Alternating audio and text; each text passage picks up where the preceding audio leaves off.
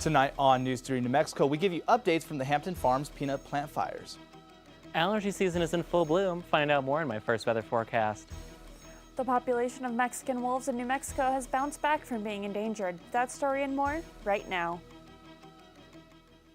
News 3 New Mexico, your local source for news, sports, and first weather. Good evening and welcome to News 3 New Mexico. I'm Andres Chavez. And I'm Paige Guard. Thank you so much for watching. As we speak, smoke continues to billow out of the Hampton Farms peanut facility in Portales. The investigation continues into a fire which ripped through the Hampton Farms peanut facility in Portales, New Mexico. The investigation continues into the fire which started late Monday afternoon. Fire departments from multiple cities and towns in the area helped the Portales Fire Department get the blaze under control. It wasn't easy given the fuel involved with peanut production and strong winds blowing up to 50 miles per hour and gusting even higher. The huge response kept the fire from spreading outside the area of the processing plant north of Portales' Walmart just off US 70. According to Fire Chief TJ Cathy, one person was injured and transported to Roosevelt General Hospital. It's confirmed that some workers were inside the facility when the fire started. Witnesses on the scene believed to be plant employees said it appears a large portion of the fire burned the building inside and saving it may be impossible. 3 young men were robbed last Saturday in Clovis, according to a press release by the Curry County Sheriff's Office. A man reported the incident to the Clovis Police Department around 2:31 p.m. after the young men fled towards him while he was operating farm equipment. Deputies learned that the victims were picked up in Clovis and Portales by another group of 3 young men with the intent of smoking marijuana. Instead, another juvenile was picked up and the 2 of the men brandished firearms and then ordered the victims to give up their belongings. After the victims handed over their belongings, the perpetrator shot at their feet and forced the victims to flee. Using a detailed description of the perpetrators provided by the victims, Clovis officers and Curry County deputies were able to make an arrest. The 15-year-old perpetrator faces charges of armed robbery, aggravated assault with a deadly weapon, and false imprisonment.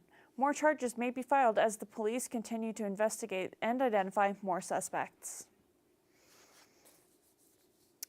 The Rust movie armorer convicted of involuntary manslaughter will serve the maximum punishment for her crime. Hereby sentence as follows. Stand. I am sentencing you to 18 months of incarceration at a New Mexico Women's Correctional Facility. I find that what you did constitutes a serious violent offense. It was committed in a physically violent manner, a fatal gunshot, done with your recklessness in the face of knowledge that your acts were reasonably likely to result in serious harm. You were the armorer, the one that stood between a safe weapon and a weapon that could kill someone. You alone turned a safe weapon into a lethal weapon.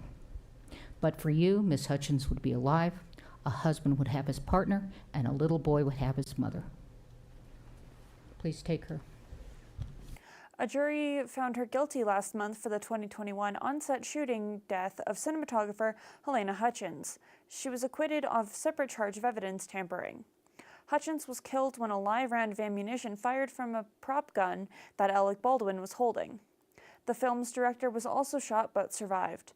Prosecutors had asked that she be sentenced to the maximum prison time, arguing that she had taken no responsibility for her actions. Residents of Roswell are bracing themselves for a significant increase in their city water bills after decades of neglect that have left the city's water infrastructure severely outdated. The decision comes after years of underbilling, resulting in a $38.2 million in water trust debt and a backlog of critical projects. City leaders have highlighted the urgent need for investment in the city's aging infrastructure, citing pipes that have been in the ground for over a century. The revision will lead to an increase in water and sewer rates for both residential and commercial consumers. Residents can expect a nearly $30 increase in their monthly water bills. And I know water is a bare necessity to help keep the ground moist and help that stuff, especially with the fires going around. Yeah, well, currently we don't have any fire weather warnings, but we also aren't seeing any precipitation in New Mexico. We are seeing some rain going up through Ohio and New York. However, as you see, it's sort of heading up towards Toronto on the eastern side of the country. And on the western side, we are still seeing snow all the way halfway into April in both Idaho and Montana, but New Mexico isn't receiving a lot of precipitation itself. Now, for our allergy report, we are seeing a lot of grass and tree allergies. They're all the way up into the high levels. So if you have those allergies, be sure to take those precautions. Taking a look at our wind speeds, we're seeing a lot of 10 to 20 miles per hour throughout the state, and those wind speeds are going to dip down and dip right back up as we start to enter into the weekend on Friday. As you see here, we're seeing some 10 miles per hour, and into the afternoon, we're seeing it go back up into 20. I'll have more on that in my full weather forecast. Back to you. Thank you, Jonathan. The Portales Police Department has issued a notice about their automatic speed enforcement program to encourage safe driving in school zones. The 30-day warning period to give motorists time to change their driving habits is over this Friday, April 19th. One of the most important goals of Portales' speed enforcement program is saving lives and protecting our most vulnerable populations. The safety program's cameras are located at Portales Junior High School and Valencia Elementary School. Portales will enforce school zone violations while the beacons are flashing, and speed violations when the beacons are off. If a driver speeds, Portales will send a notice of infraction, and all photo and video evidence will be available online at zerofatality.com.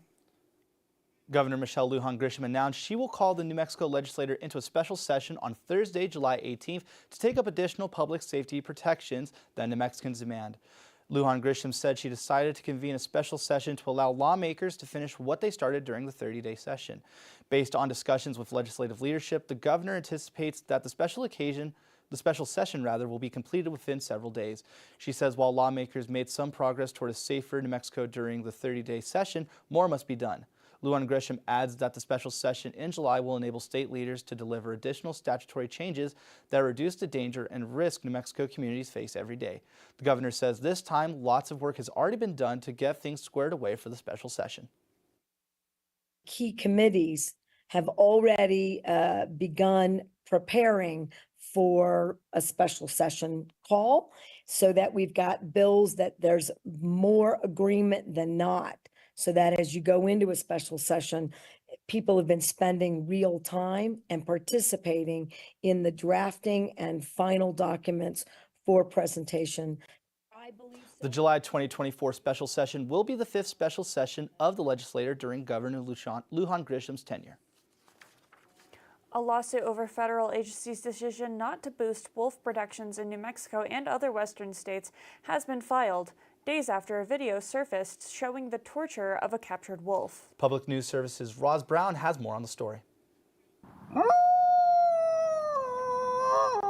According to accounts, a Wyoming man ran the wolf down with a snowmobile in late February, disabling it. He then took it to a local bar and posed for photos before shooting it. Eric Molvar with the Western Watersheds Project says federal protections under the Endangered Species Act are essential because there are still those who don't respect wildlife. That's why wolves were driven extinct in the first place, is because these types of people were the ones who controlled the public policy discussion throughout much of the 20th century when wolves were driven extinct. In early February, the U.S. Fish and Wildlife Service declined to restore protections for gray wolves in western states. The agency said it concluded the animals weren't in danger of extinction under the Endangered Species Act. The lawsuit was filed by the Western Environmental Law Center on behalf of Western Watersheds and a coalition of 9 other conservation groups. Molvar believes the federal agency's decision not to redesignate western wolves as endangered was profoundly misguided.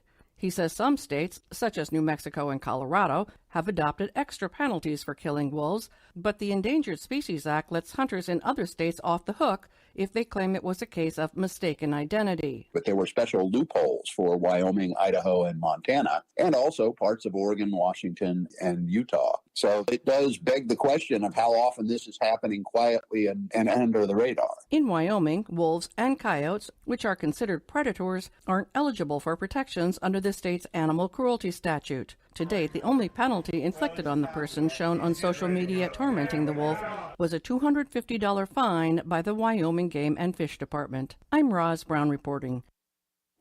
Protesters from across the world have expressed their displeasure over the wolf torture and lack of accountability for the action taken by the hunter and investigating agencies. Within New Mexico, wolves have a troubled history. Conflict with livestock led to the near extermination of our native Mexican wolves in the 1970s, with the species being designated as endangered in 1976. The population of the Mexican wolf was only able to bounce back following significant efforts from a captive breeding program. In 1998, the U.S. Fish and Wildlife Service released the first few captive Mexican wolves into the wild, and slowly they reclaimed the territory that they had been driven out of decades before. As of a press release issued by the New Mexico Fish and Wildlife Service on March 5, 2024, the Mexican wolf population has grown for the 8th consecutive year and reached a minimum of 144 wolves in New Mexico and 113 in Arizona. Conflict between humans and wild animals will never have an easy resolution, but the success of programs for animals like the Mexican wolf goes to show the value of conservation. Newly published research from a University of New Mexico alumnus predicts climate change will reshape bee communities in the Southwest. Melanie Cazenel and her colleagues claim bees are crucial in sustaining natural ecosystems and human food supply because of their role as pollinators. Now, the study suggests that bees are being threatened globally because of factors like habitat loss, pesticides, and climate change. The research published in the journal Nature shows how the weather in the Southwest is becoming warmer and drier over time. That, according to the researchers, is threatening honeybees in places like New Mexico. Some researchers predict declines in nearly half of the bee population in the Southwest by 2030. You're in luck if you've been feeling nostalgia for your dog days. Eastern New Mexico University just released a complete digital archive of all ENMU Silverpacks, or university yearbooks. The collection ranges from 1935 to 2008 and features the interests, worldviews, and collective flair from the students from throughout the university. You can find your Silverpack and reminisce on your years at ENMU by going to www.enmu.edu/special collections. Coming up after the break, Jonathan will have their full weather forecast for you. But first, here's a look at today's financial market.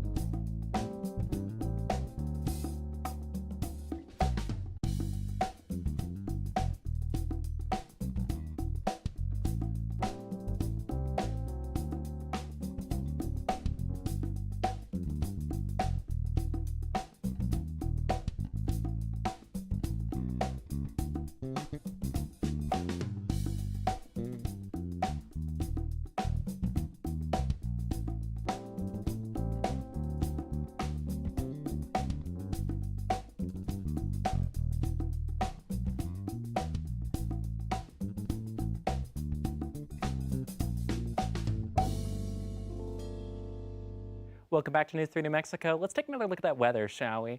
So as we see, as I mentioned earlier, we have a lot of rain that's traveling towards the northeastern part of the United States, kind of passing up through Wisconsin, all the way up into Toronto, Canada, and places like Ohio as well. But on the western part of the country, we are still seeing snow, and we're halfway into April in states like Montana, Idaho, and Wyoming. And that rain is still going to be passing through. But as we take a look at New Mexico, we aren't seeing a lot of precipitation right now. We aren't seeing a lot of rain or snow. And that's going to be the same for the eastern part of the state as well. But taking a look at our wind speeds, we are seeing a lot of 20 to 30 mile per hour winds, and we're seeing a lot of 10 miles as well. But as we start to dip into Thursday, it's going to dip down and dip right back up into the 10 mile per hour range.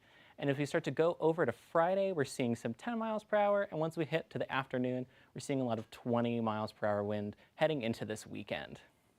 Taking a look at the drought for this year, as of April time, last year we were seeing a huge decline in drought, but as we started to pass up into the end of the year and start to head back into April this year, we are having a lot worse conditions in terms of drought. We are seeing some drought relief up here in in the western part of the state, but we are still seeing exceptional drought down in Carlsbad and moderate drought or higher up throughout most of the state.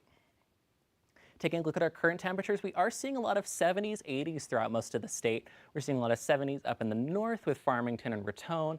We're seeing a lot of 80s down here in Truth or Consequences and Alamogordo. And we're seeing some 70s in Albuquerque. But as we take a look at eastern New Mexico and West Texas, we're seeing 84 in Clovis, 84 in Amarillo and Lubbock, and 88 in Hobbs. For tonight's lows, we're seeing a lot of 40s and even 50s as we start to get into the end of the week, as we have 55 down here in Las Cruces and Alamogordo, 45 in Santa Fe, 30s up here in Raton and Clayton, and 53 in Carlsbad.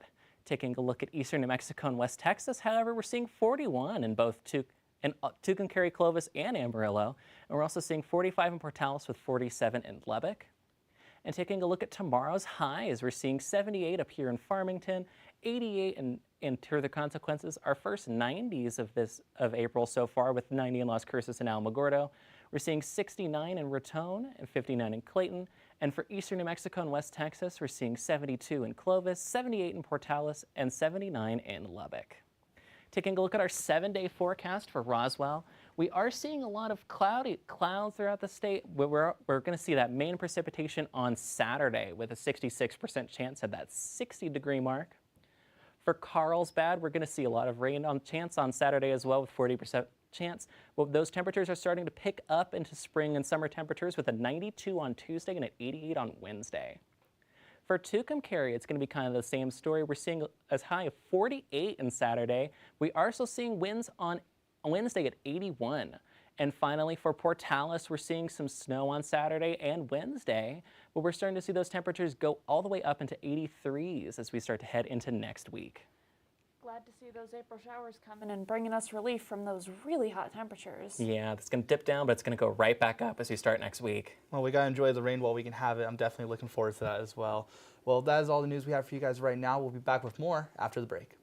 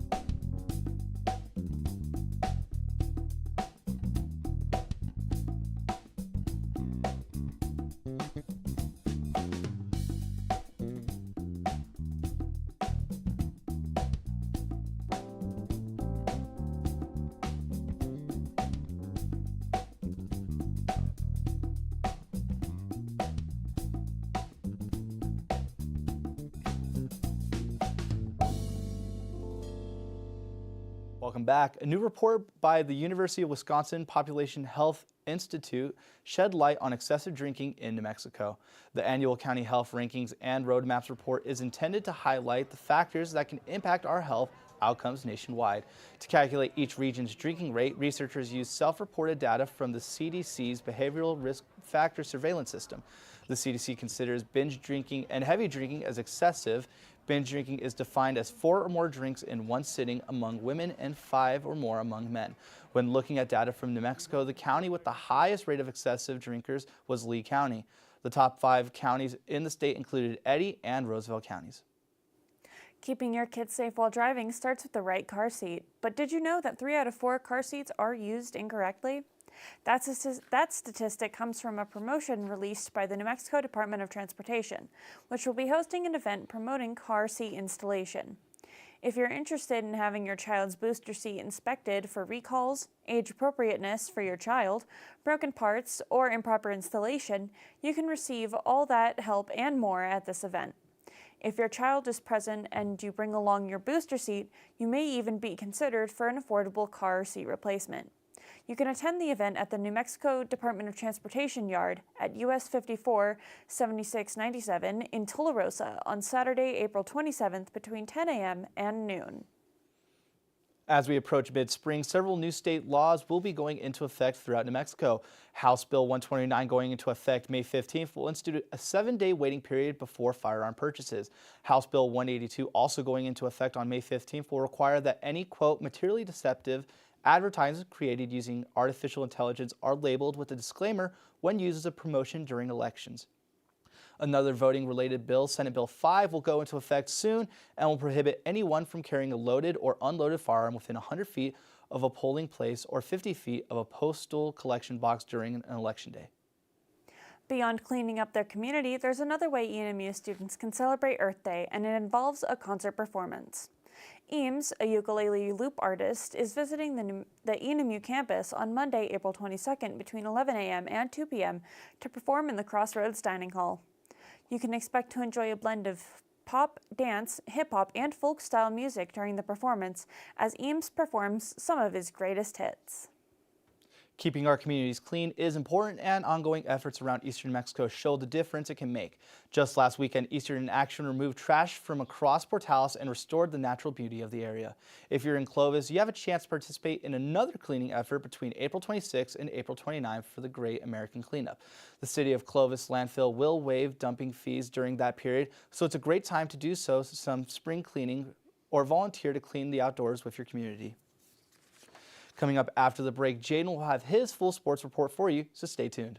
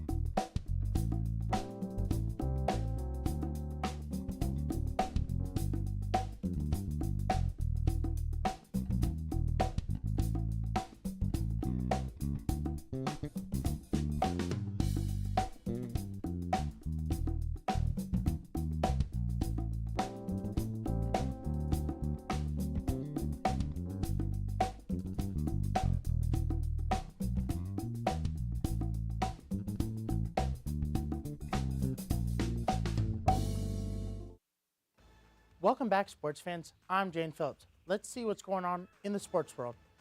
If you haven't been to an enemy baseball game this year, this weekend will be the last chance to catch a game at Greyhound Field. As they play St. Mary's for a 4-game series, the first game is set for Friday at 2 p.m., and following that game is the second game at 5 p.m. Then on Saturday at 3 p.m., and on Sunday is Senior Day, as the ceremony is taking place before the first pitch at 1 p.m. ENMU softball is hitting the road for a 3-game series versus Texas A&M Kingsville, as they wrapped up a 3-game series versus Oklahoma Christian. The Hounds won the series 2-1, and senior Mackenzie Patterson was named Lone Star Conference Hitter of the Week as she went 2 for 4 and a triple and 2 runs scored. ENMU Rodeo had a rodeo at Howard College. The men's finished 11th and 16th as they are getting ready for a trip to Tarleton State in Steenville, Texas this weekend. We'll have results next week. The NBA announced that Jenton Porter has received a lifetime ban for violating the league's gambling rules. He has been playing with the Toronto Raptors as a center. He was drafted in 2019 from Missouri University. He was on a 2-way contract with the Raptors in 2023-2024 season and with a $2.7 million contract. The NBA is still looking into more on this, and we don't know if the Raptors will pay off his contract. We'll give you an update as soon as we get more information on this case. Enemy Track and Field is taking a trip to UNM this Friday and Saturday in the Albuquerque, New Mexico for the Don Kirby Open. And speaking of track and field, Alex Williams was recognized as the Lone Star Conference Men's Field Athlete of the Week as he won the javelin event at the University of Oklahoma meet. That's all the sports I have for you today. We'll be back at the desk after the break.